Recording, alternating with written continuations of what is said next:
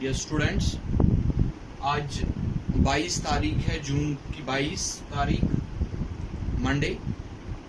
Subject है जियोग्राफिया और जो टॉपिक है हमारा दैट्स वाटर रिसोर्सेज। अगर हम बात करें वाटर रिसोर्सेज की तो सबसे पहले थोड़ा सा मैं इंट्रोडक्शन देता हूं कि वाटर रिसोर्सेज होते क्या हैं और इनका सोर्स क्या है। सबसे पहले रिसोर्स और सोर्स हमें पता होना चाहिए कि हमने लिखा यहाँ पे water resources, and first of all we should know what is a resource. What is a resource? तो रिसोर्स की बात अगर हम करें, हम कहते हैं रिसोर्स उस चीज को कहते हैं which is useful and which is benefited for we people.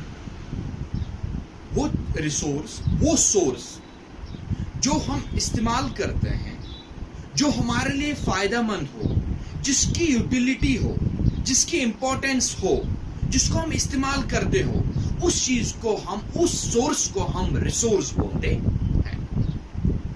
हमारे पास बहुत से रिसोर्सेज हैं, उनमें से एक रिसोर्स हम वाटर रिसोर्स कहते हैं।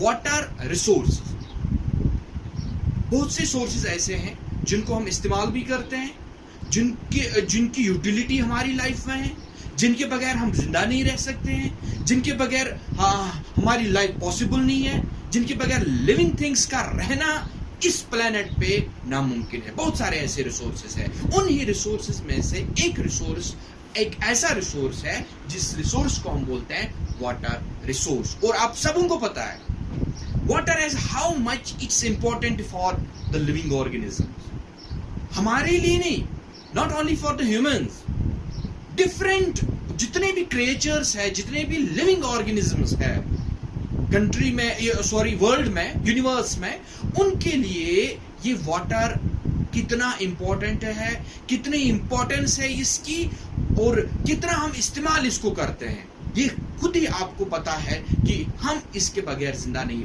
इनफैक्ट कि कोई भी लिविंग ऑर्गेनिज्म वाटर के बगैर या वाटर रिसोर्स के बगैर जिंदा इस प्लेनेट पे नहीं रह सकता।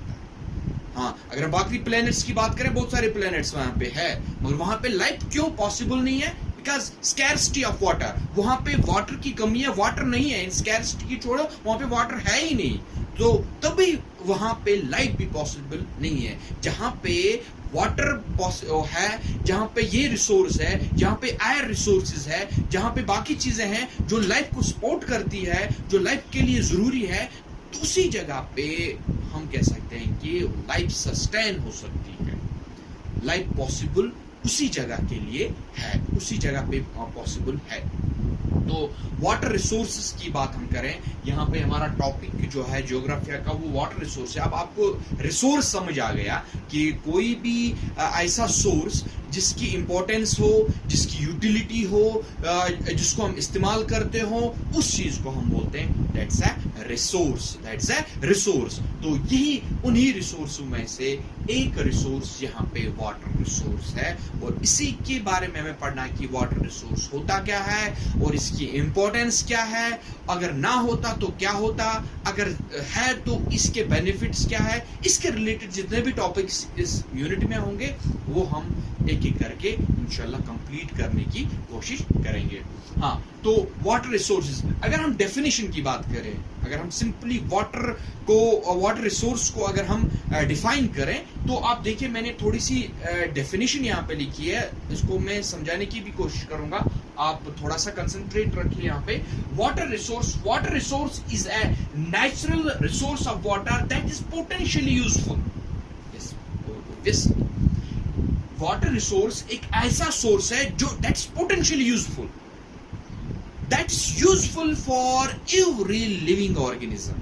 Without water resource, without water, no life is possible. कोई भी लाइफ पॉसिबल नहीं है वाटर के बगैर। तो वाटर एक ये नेचुरल रिसोर्स है, it's given by the God, we can say it's a God's given gift। जो नेचुरल, जितने भी नेचुरल रिसोर्सेज है, ये गॉड की तरफ से होते हैं, अल्लाह की तरफ से होते हैं, इंसान को एक गिफ्ट दिया है। और इस पानी को फिर कितना हम इस्तेमाल करते हैं, कैसे इस्तेमाल करते हैं, वो दैट्स अ सेकेंडरी क्वेश्चन। मगर अल्लाह ताला की तरफ से हमें एक गिफ्ट मिला है, वो गिफ्ट किस सूरत में है? As a water resources. ये एक नेचुरल रिसोर्स है कुदरत की तरफ से, और जिसका हम बेतहाशा इस्तेमाल करते हैं, and that's potentially useful for us, that's potentially useful for us.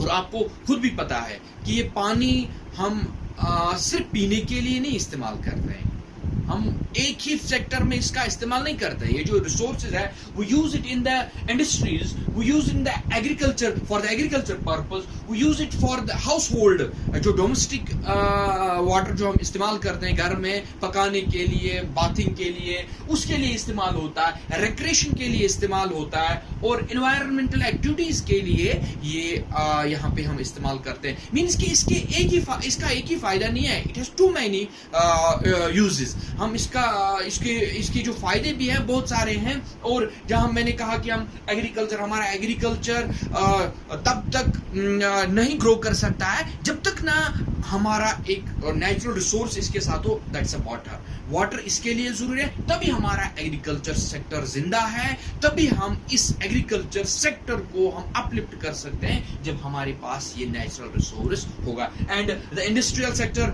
And all of us know कि इंडस्ट्रीज में जब तक ना वाटर होगा तब तक काम नहीं होता है, तो इंडस्ट्रीज में भी ये काफी ज्यादा इस्तेमाल होता है। हाउस होल्ड, घर में बाथिंग के लिए, वॉशिंग के लिए, खाने में, हर कोई चीज में, जितने भी घर में जो भी काम होते हैं, जहां जहां भी पानी हम इस्तेमाल करते हैं, तो इसको हम हाउस होल्ड वाटर कहते हैं। एंड रिक्रिएशन के लिए किसी जगह पे सयाहती जगह पे हम जाते हैं, वहां पे वाटर बॉडीज होती है, वहां पे रैफ्टिंग होती है, वहां पे बाकी चीजें होती हैं इस पानी में जो recreation as for entertaining purpose के लिए इस्तेमाल की जाती है, या हम कहते हैं एनवायरमेंटल एक्टिविटीज के लिए हम ये इस्तेमाल करते हैं। तो बहुत सारे यूजेस भी है इस हम कहेंगे इस वाटर रिसोर्स का। जब तक ना ये चीजें होंगी, ये नेचुरल रिसोर्स होगा, तब तक हम इस चीज को, तब तक हम हम कह सकते हैं कि हमारी लाइफ तब तक पॉसिबल नहीं है जब तक ना ये नेचुरल रिसोर्स हमारे पास होगा। तो आज के लिए फिलहाल इतना ही, तो इसको हम इंशाल्लाह नेक्स्ट लेक्चर में